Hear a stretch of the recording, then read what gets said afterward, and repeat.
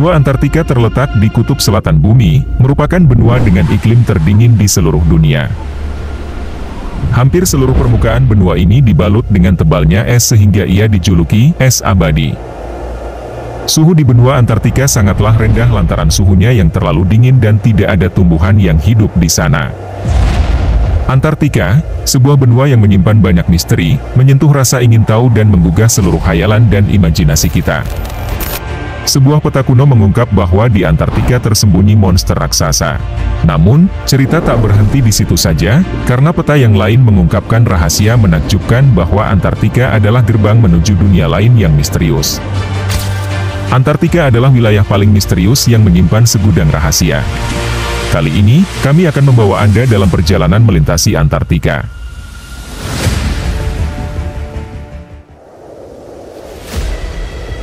Pada tahun 2017, para peneliti dari Australian National University menemukan sesuatu yang menarik di Antartika, yaitu sebuah gua es yang sangat besar berada di sebelah Gunung Erebus, berada di bawah permukaan es.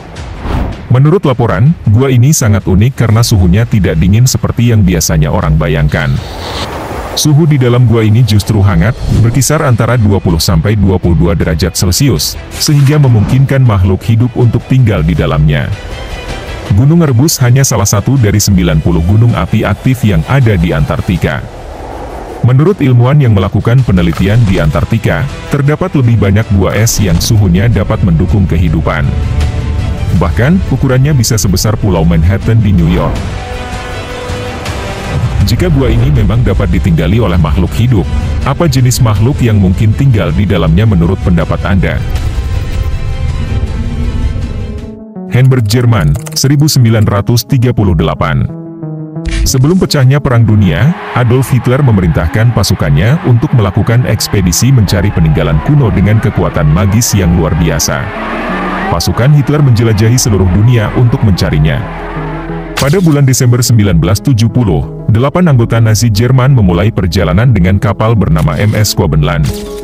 Mereka memiliki tugas rahasia yang meliputi pembangunan pangkalan militer permanen di Antartika. Tim tersebut terdiri dari ilmuwan, pekerja konstruksi, anggota militer, pejabat elit partai Nazi, dan beberapa anggota persaudaraan rahasia bernama Thule Society. Nazi Jerman pada saat itu sedang mempersiapkan diri untuk perang.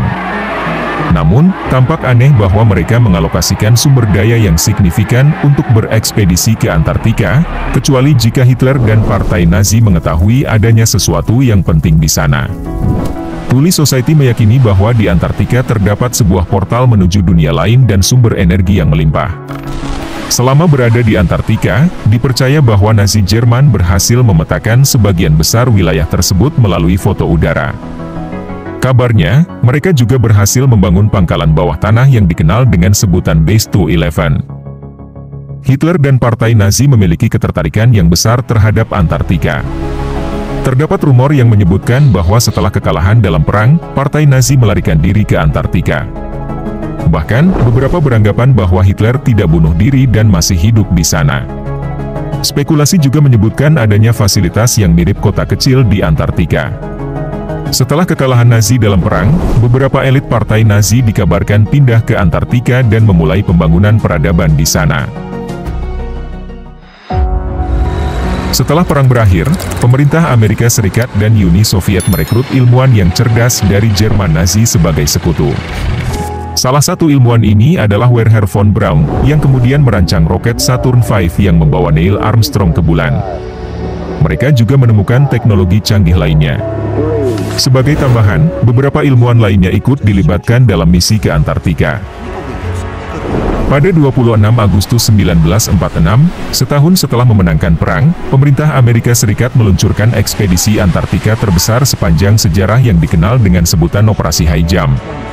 Ekspedisi ini melibatkan 4.700 personel, termasuk 13 kapal perang, 33 pesawat, helikopter, dan 1 kapal selam.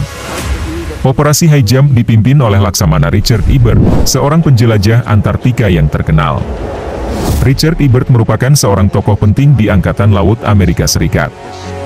Ia berperan penting dalam Perang Dunia Pertama dan setelah perang tersebut, pada tanggal 9 Mei 1926, ia memulai eksplorasi dunia.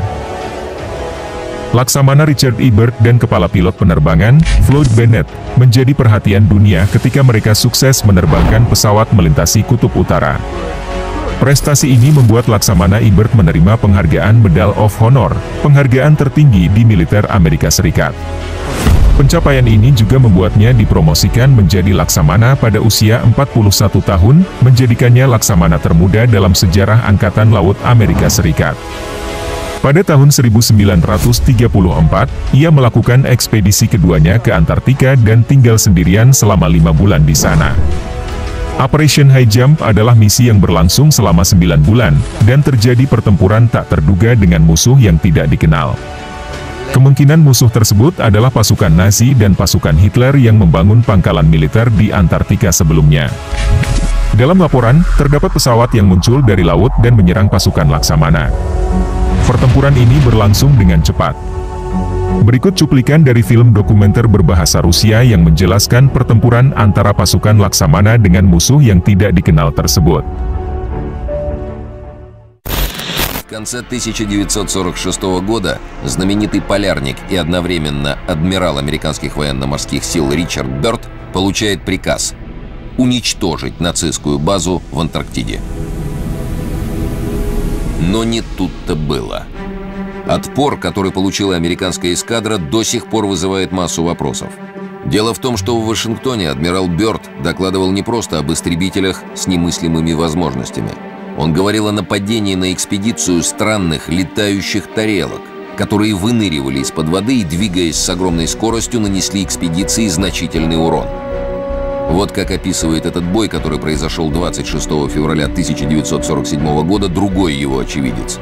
Участник экспедиции, опытный военный летчик Джон Сайерсон.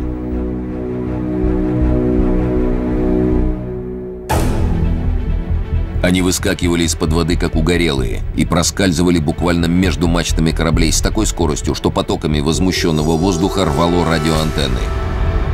Несколько корсаров успели взлететь с Касабланки.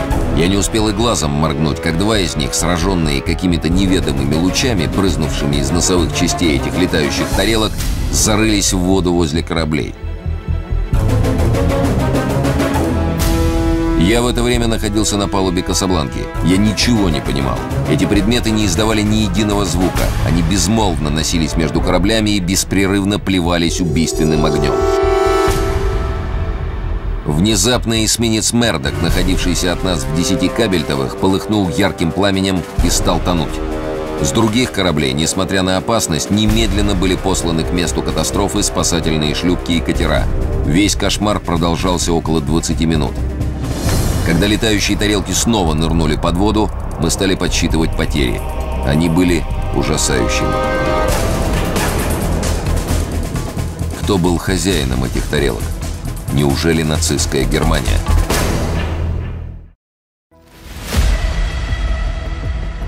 Pengembangan UFO oleh Nazi memang telah menjadi rumor yang tersebar di kalangan militer dan masyarakat dunia. Selama Perang Dunia Kedua, terjadi serangan terhadap Amerika yang melibatkan pesawat yang mirip dengan UFO, yang dikenal sebagai Battle of Los Angeles. Pada tanggal 26 Februari 1942, pukul 1 pagi, alarm perang di Los Angeles berbunyi, dan pemerintah segera mematikan aliran listrik di seluruh kota untuk menghindari musuh melihat target. Ketika pasukan paramiliter mengarahkan lampu sorot ke langit, mereka melihat benda mirip piring terbang. Jerman pada saat itu memiliki kemajuan teknologi yang sangat tinggi, bahkan memiliki roket yang mampu menjangkau antar benua, sedangkan negara lain belum mencapai prestasi tersebut. Ketika pasukan Laksamana E. Byrd diserang pada Februari 1947, kita tidak tahu pasti siapa yang melakukan serangan tersebut. Beberapa orang berspekulasi bahwa serangan itu mungkin dilakukan oleh UFO Nazi atau mungkin UFO dari dunia lain. Namun, pemerintah Amerika Serikat masih merahasiakan informasi itu sampai sekarang. Dalam sebuah wawancara dengan surat kabar El Mercurio pada tahun 1947, Laksamana E. Byrd memperingatkan Amerika Serikat untuk melakukan tindakan pertahanan terhadap ancaman udara musuh dari Antartika. Pada tahun 1955, Amerika Serikat memerintahkan Laksamana E. Byrd untuk melakukan ekspedisi ke Antartika dengan tujuan membangun 3 pangkalan militer aktif di sana. Ketika kembali dari Antartika, Laksamana Ibert diwawancarai oleh sebuah stasiun TV dan menyampaikan pernyataan yang sangat mengejutkan. It's time for the Longines Chronoscope, a television journal of the important issues of the hour, brought to you every Monday, Wednesday, and Friday. I must say that Admiral Byrd, our guest tonight, is not only our greatest living explorer, but he's been an inspiration to countless Americans. Admiral Byrd, you've been to both the North Pole and the South Pole. Is there any unexplored land left on this Earth? But strangely enough, there's left in the world today an area as big as the United States that's never been seen by a human being. And that's beyond the pole, on the other side of the South Pole. Admiral, you speak of the resources of Antarctica. What are they? What are the natural resources there? Well, we've found enough of coal within 180 miles of the South Pole in a great ridge of mountains. It's not covered with snow, enough to supply the whole world for quite a while. So we think there's oil there, and there's evidence, probably uranium there. Ada 2 poin penting yang disampaikan oleh Laksamana Ibert tentang Antartika. Pertama, Antartika memiliki potensi sumber daya alam seperti batu bara, minyak bumi, dan uranium. Kedua, ada sebuah wilayah yang seukuran benua Amerika yang belum pernah dilihat oleh manusia sebelumnya, dan wilayah tersebut berada di sebelah lain Antartika. Antartika merupakan misteri yang sulit dipecahkan karena meskipun kaya sumber daya alam, tidak ada perusahaan yang diperbolehkan untuk mengeksplorasinya. Suhu dingin sebenarnya bukanlah masalah, seperti yang terjadi di Kutub Utara di mana banyak tambang minyak dan gas beroperasi. Namun, sangat aneh bahwa Antartika yang kaya sumber daya alam tidak dieksplorasi. Laksamana Ibert juga mengatakan bahwa ia menemukan sebuah benua yang belum pernah dilihat oleh manusia sebelumnya saat melewati Antartika. Yang pasti, benua tersebut bukanlah Amerika Selatan, Afrika Selatan, atau Australia. Jadi, benua mana yang dimaksud oleh Laksamana Ibert tersebut? Banyak orang telah mencoba memecahkan misteri pernyataan Laksamana Ibert, tetapi mereka tidak menggunakan peta dunia umum yang digunakan saat ini. Mereka menggunakan Gleason Map, yang merupakan standar peta dunia zaman dahulu. Bedanya, peta ini menempatkan Antartika bukan sebagai benua, tetapi sebagai lingkaran es. Anda mungkin sudah pernah mendengar tentang Antarctic Circle atau lingkaran Antartika. Pada kenyataannya, orang zaman dulu menganggap Antartika sebagai lingkaran es yang mengelilingi dunia. Jika kita menggunakan Gleason Map ini, akan terlihat jelas bahwa masih ada wilayah yang belum terungkap yang berada di luar Antartika. Dan Laksamana Ibert telah menemukan benua tersebut. Pada tahun 1957 pemerintah Amerika Serikat melakukan Operation Deep Freeze. Operasi militer ini bertujuan untuk membangun pangkalan militer aktif di Antartika. Pembangunan pangkalan militer ini juga untuk menghadang kemungkinan serangan musuh dari belahan dunia paling selatan. Seperti yang telah diperingatkan oleh Laksamana Richard Ibert bahwa ada kemungkinan serangan musuh dari dunia yang belum pernah dilihat oleh manusia sebelumnya.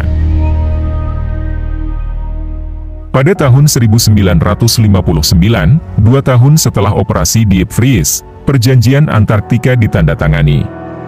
Dalam perjanjian ini, Antarktika dinyatakan sebagai wilayah terlarang, yang berarti tidak boleh ada kegiatan eksplorasi seperti penambangan batu bara, minyak, gas, dan uranium meskipun wilayah tersebut kaya akan sumber daya alam. Meskipun banyak ahli sains tidak mempercayai teori ini dan menganggapnya hanya fantasi, tetapi siapa yang tahu, mungkin ada lebih banyak hal yang belum kita ketahui. Pernyataan ini datang dari seorang yang sangat kredibel, yaitu Laksamana Richard Ibert, seorang penjelajah Antarktika terkenal dan penerima Medal of Honor, penghargaan tertinggi dalam militer Amerika Serikat. Baik, untuk video kali ini, saya hanya ingin menyampaikan informasi tersebut. Namun, jika kalian memiliki ide atau saran untuk video selanjutnya, jangan ragu untuk menuliskannya di kolom komentar di bawah. Kami sangat menghargai dukungan dan partisipasi kalian dalam meningkatkan kualitas konten kami. Terima kasih atas waktu dan perhatiannya. Sampai jumpa di video selanjutnya.